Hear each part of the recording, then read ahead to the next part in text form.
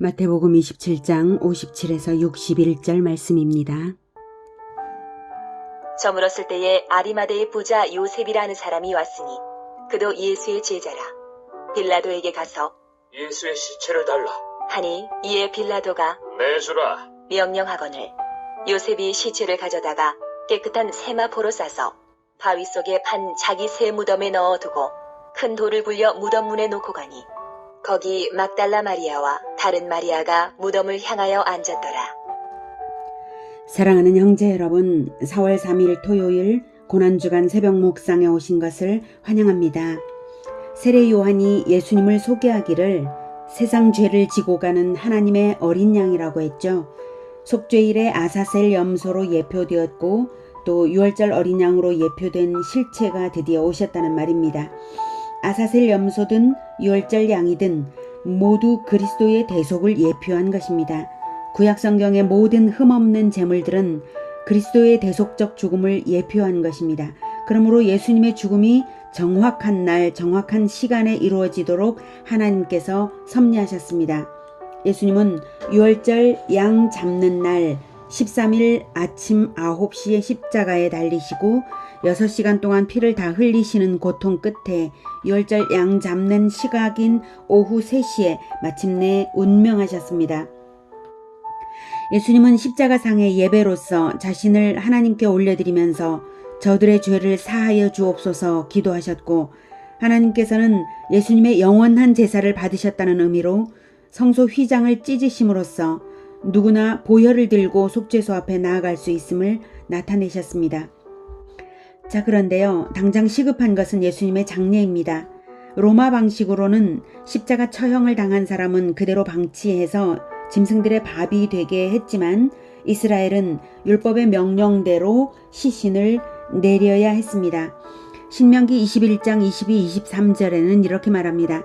사람이 만일 죽을 죄를 범함으로 내가 그를 죽여 나무 위에 달거든 그 시체를 나무 위에 밤새도록 두지 말고 그날에 장사하여 내 하나님 여호와께서 내게 기업으로 주시는 땅을 더럽히지 말라. 나무에 달린 자는 하나님께 저주를 받았음이니라.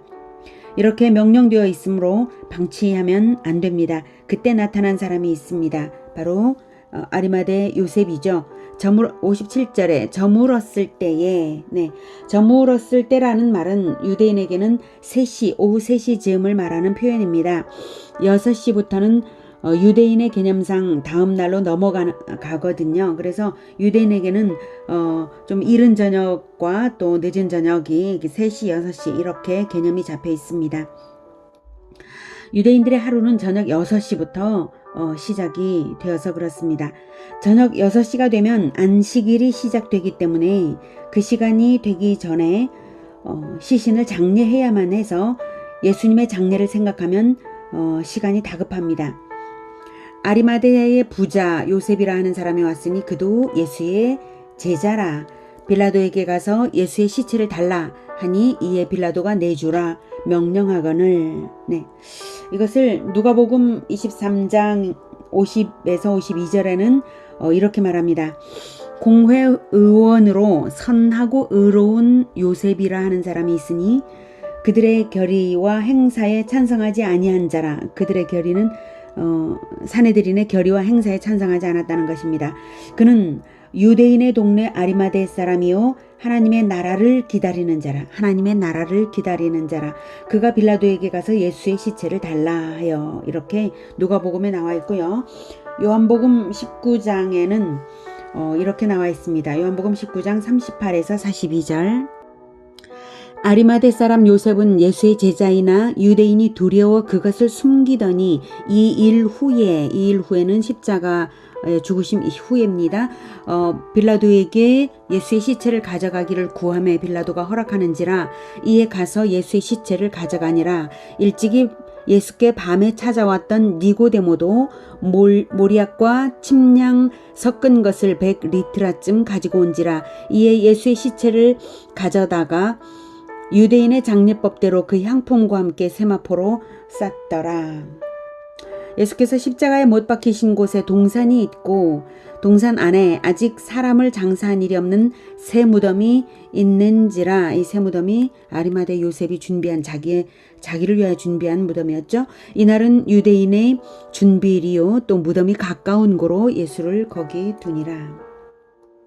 이렇게 아리마대 요셉에 의해 장례가 치러질 것을 이미 구약성경이 예언했습니다. 이사야 53장 9절에 그는 강포를 행하지 아니하였고 그의 입에 거짓이 없었으나 그의 무덤이 악인들과 함께 있었으며 그가 죽은 후에 부자와 함께 있었도다. 여기서 그의 무덤이 악인들과 함께 있었다. 이 말은 악인들과 함께 그 무덤 안에 또 다른 시신이 있었다는 뜻이 아니고 예수님의 무덤이 예수님이 악인들이 아니었음에도 불구하고 악인들처럼 무덤에 들어갔다 이런 의미입니다. 그가 죽은 후에 부자와 함께 있었도다라고 예언이 되었다는 것을 말씀을 드리려고 이사야 53장 9절 읽어드렸고요. 자, 이렇게 아리마대 요셉과 니고데모는 둘 다 사내들인 공회 의원이었지만 예수님의 처형에 관계하지 않았고 제자들이 어찌할 수 없었던 장례를 두 사람이 함께 치른 것입니다. 아리마대 요셉이 빌라도에게 시체를 요청한 것은 결코 쉬운 일이 아니었습니다. 사내들인에 속한 자이기에 그것이 어려운 일인 줄을 더욱 잘 알 수 있었을 그가 빌라도에게 그렇게 요청한 것은 믿음의 용기죠.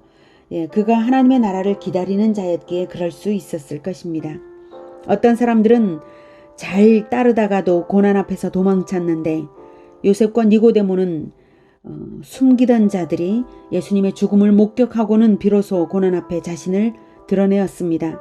예수님의 죽음을 보고 예수님께서 그 구약성경이 내내 예고하던 그리스도가 확실하다는 것을 확신했을 것입니다. 이렇게 고난은 참된 믿음을 더욱 빛나게 하는 것 같습니다. 59, 60절 요셉이 시체를 가져다가 깨끗한 세마포로 싸서 바위 속에 판 자기 새 무덤에 넣어두고 큰 돌을 굴려 무덤문에 놓고 가니. 네. 이스라엘의 무덤은 바위 동굴이고요. 이렇게 바위 동굴을 가족 묘지로 사용을 합니다. 여기에 이게 무덤 문이죠. 무덤 문을 굴려서 이렇게 닫습니다. 시신을 안장하고 나서 이제 무덤 문을 커다란 바위로 사용을 하는 거고요. 아리마대 요셉은 자기 자신의 장례를 위하여 마련해 두었던 새 무덤에 예수님을 장례하고 큰 돌을 굴려 무덤문에 놓고 갔습니다. 61절 거기 막달라 마리아와 다른 마리아가 무덤을 향하여 앉았더라. 막달라 마리아와 다른 마리아가 무덤을 향하여 앉았던 그 시각은 이제 이튿날로 넘어가는 시각이었습니다. 즉 안식일이면서 유월절날로 넘어가는 시각이죠. 이 여자들은 무덤을 봐두었다가 안식일이 지나면 곧 다시 와서 예수님의 시신에 향품을 더하여서 장례의 예도를 더하고자 하는 마음으로 거기 있었습니다. 세상 죄를 지고 가는 하나님의 어린 양으로 오신 예수님의 죽음은 어느 것 한 가지도 빈틈없이 진리대로 되도록 하나님께서 섭리하셨습니다.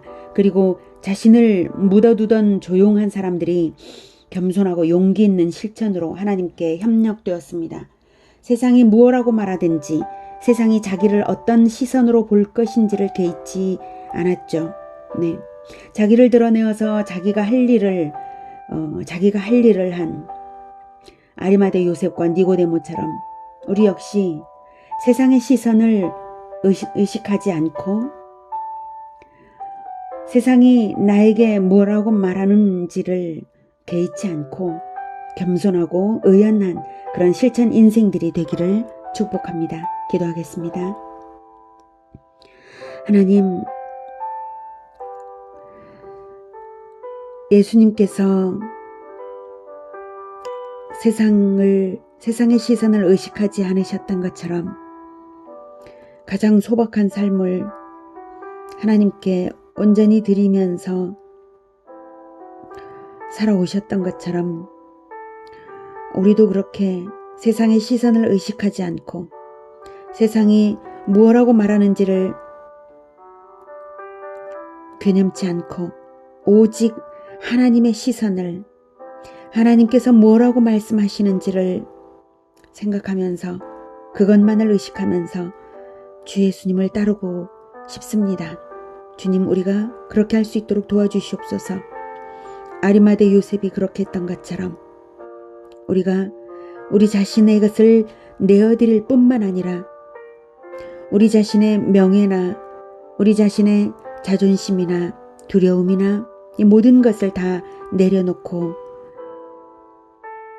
하나님께 합당하게 드려져서 하나님께서 기쁘시게 받으시는 바가 되도록 주님, 우리를 드리겠습니다. 주님, 우리를 사용하여 주시기를 원하오며 또한 우리의 인생이 온전히 드려지는 인생이 될 수 있도록 주님 도와주시옵소서. 우리를 사용하여 주시옵소서. 예수 그리스도 이름으로 기도드립니다. 아멘. 이어지는 시간은 개인 기도 시간입니다.